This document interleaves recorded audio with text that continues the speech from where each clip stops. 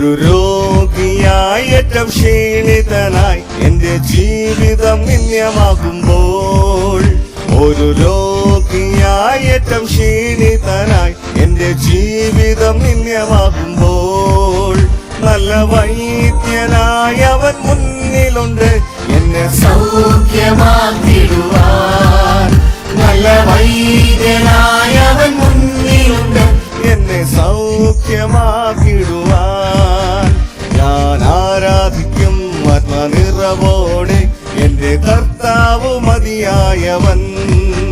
ഞാൻ ആരാധിക്കും ആത്മനിറവോടെ എന്റെ കർത്താവ് മതിയായവൻ.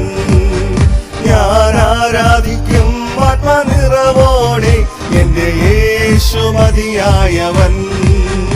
ഞാൻ ആരാധിക്കും ആത്മനിറവോടെ എന്റെ യേശു മതിയായവൻ.